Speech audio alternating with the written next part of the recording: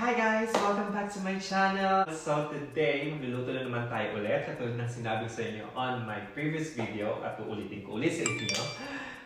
Magluluto lang muna ako ngayon dito here on my channel kasi wala naman ako masyadong may content dahil naka-lockdown pa kami sa Australia or dito sa Melbourne. So, I'll just give you more videos or cooking videos and sana magustuhan ninyo. And before tayo magsimula sa pagluluto, I would like to say thank you sa lahat ng nanonood ng videos ko here on my channel and sa lahat ng mga nag-subscribe. Kung hindi ka man nakapag-subscribe, please don't forget to subscribe here on my channel and watch all of my videos. And kapag nagustuhan nyo, don't forget to give it thumbs up or share it sa Facebook, Instagram, or anywhere. So yun, thank you so much. And yeah, so today in this video, magluluto tayo ng sobrang simple recipe na pwede nyo talaga siyang lutuin at home. At kapag nagmamadali kayo, actually pwede nyo siyang lutuin. And alam ko, itong main ingredient na gagamitin natin is meron kayo sa mga pantry ninyo or sa mga grocery cabinet ninyo dahil especially sa panahon ngayon ng pandemic, isa to sa mga hindi mawawala kapag mag-grocery tayo is yung mga delata natin. So, gagawin natin or ang lulutuin ko for today is tuna pasta, which is for sure meron din kayong mga canned tuna at home na especially dyan sa Pilipinas na merong mga grocery ayuda package. For sure nakakatanggap din kayo ng canned tuna. And in this video or in this recipe, gagawin natin or i-level up natin ang pagluluto ng canned tuna na pwede nyo i-enjoy at home or kapag may mga biglaang bisita or kung gusto nyo ng mga date night, lunch na pwedeng tawag doon, nakakamayaman, nakakasosyal. So pwede nyo gawin itong recipe na to. So, para wala na masyadong chika, mahaba na naman, dami na naman sinasabi. So, are the ingredients. Okay, so this is the ingredients for our tuna pasta. Tuna. Nasanin. Kasi dito sa Australia, ang pagkakabigkas nila sa tuna is tuna. Kaya nung unang narinig ko siya, sabi ko, tuna? Ano yung tuna? Tuna pala siya. So, eto ang gagawin natin. Meron tayong tuna. And then next is cherry tomatoes or mini tomatoes. If you don't have, okay lang yung normal na kamatis. And next, garlic. Slice nyo lang siya ng thin slice. So, maybe around 6 cloves of garlic. So, para sa mga hindi nakakaalam, talino. So, sa mga nalilito, minsan kasi di ba sa mga ingredients, meron sinasabi na cloves of garlic or wedges of garlic. So, it means ito yung galing dun sa isang buong garlic or bawang. So, ibig sabihin nung bulb or head of garlic is yung isang buong bawang. But pag sinabing cloves or wedges of garlic, ibig sabihin yung pira-pira sila na galing sa mismong buong bawang. So yun, kasi minsan nalilito rin ako. So, it's a tie, pareho lang tayo. Next, kailangan natin ng capers. So it's an optional lang kung meron kayo ng capers, pero kung wala, okay lang din. And next, we need olive oil and parsley. Another optional kung meron kayong makukuha or mabibiling parsley, Italian parsley. And then next, pasta. So ang recipe na to is good for 2. And for the full recipe and method, I'll just put all the recipe in the description box below. Down below, basta sa baba. Okay? So yun. Yeah, eto na yung ingredients natin and let's start cooking. Ito tayo. Sunod dito. Ako din mag-move ng camera. O diba, ang galing, nandito na tayo.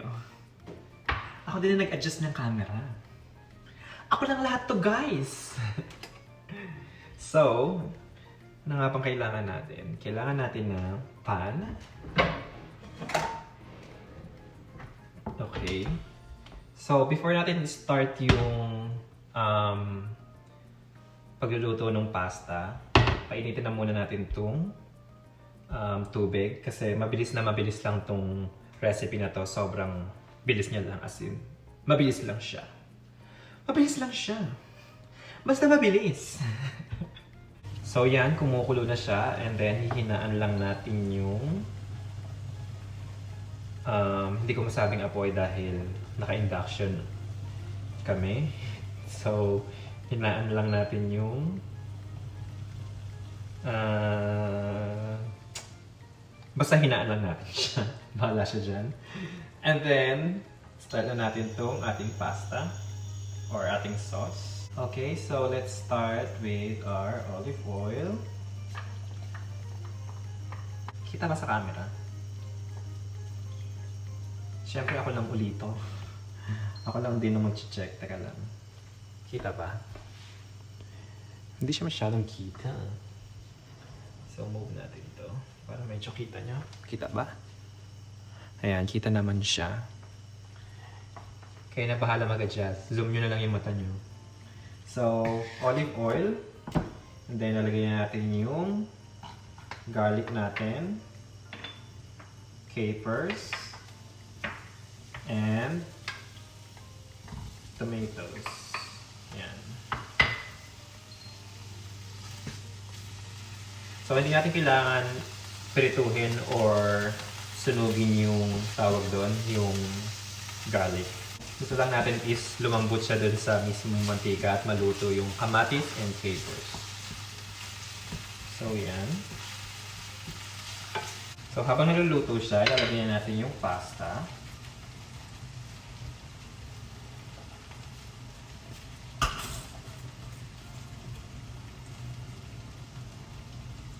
Then, wait lang natin siyang maluto. Siguro mga 6 minutes. Luto na siya.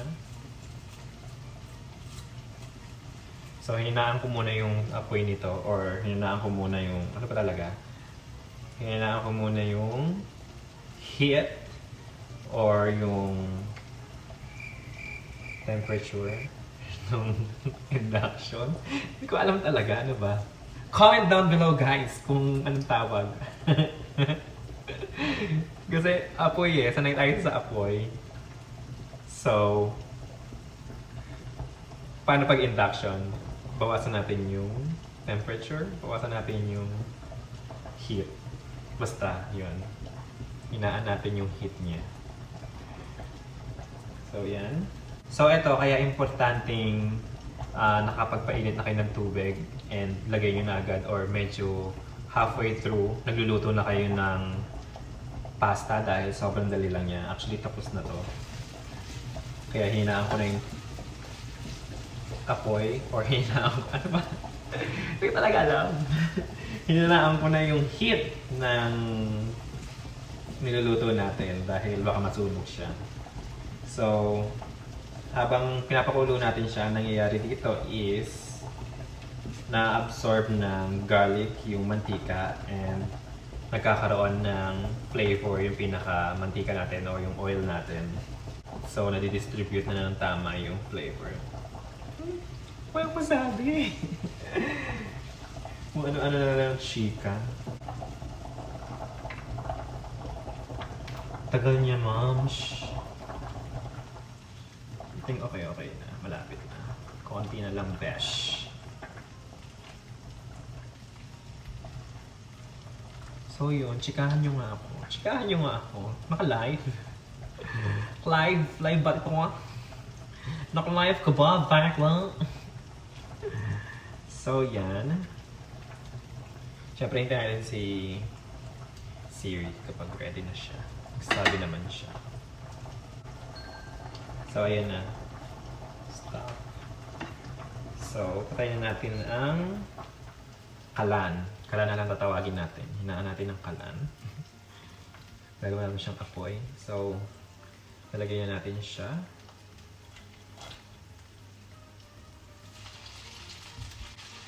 So, ayan. Nalagyan natin siya. And then, hahalu-haluin lang natin siya together.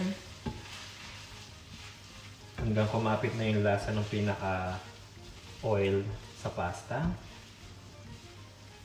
Like that. And then, nalagay na natin ang tuna.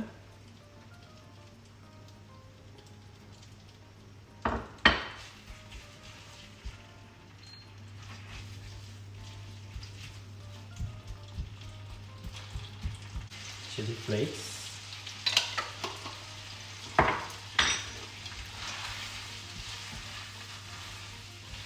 Para lang magkaroon ng kick yung anghang.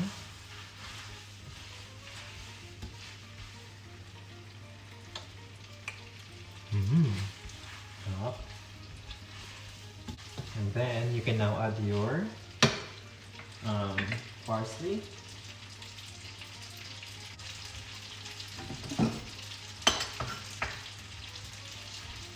Chop lang natin siya ng very light.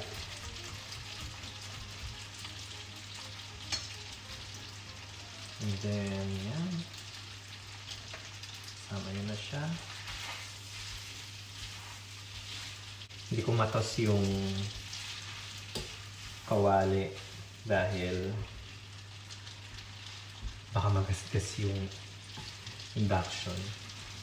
Nakikita na lang po kami. Hindi po amin tong bahay. Baka magalit ang may-ari. So, yan. So, yan. Ready na siya. And then, i-plating na natin siya. At, doon na tayo sa kabila. Halika na. Ako rin naman magdadala nitong camera. Tara na. See you guys sa kabila. So, ibahin naman natin ang angulo. Diyan naman kayo para may konting effect.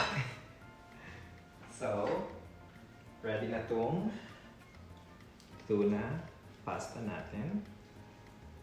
Plate lang natin siya.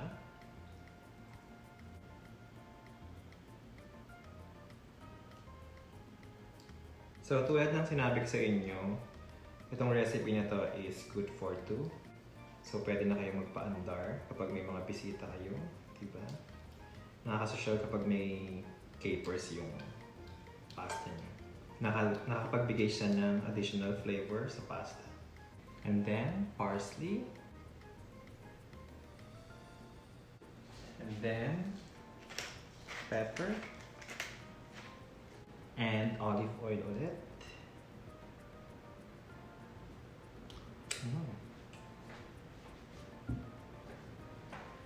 So, yan.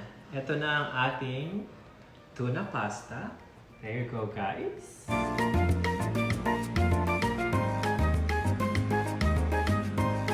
Sobrang dali lang niya, diba? Sobrang bilis lang din niyang gawin. And kung gusto niyo i-level up yung canned tuna na meron kayo sa bahay ninyo, gawin niyo itong recipe to. And buwangga na.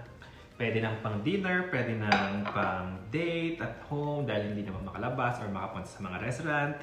So, yan. Pwede na kayong magpa-andar sa bahay ninyo and lutuin itong tuna pasta. Sana matry niyo siyang lutuin at home. And kapag natry niyo siyang lutuin at home, please don't forget to tag me. And yes, sana na-enjoy itong video na to. And I hope to see you guys on my next video. See you guys. Please don't forget to like and subscribe. Bye!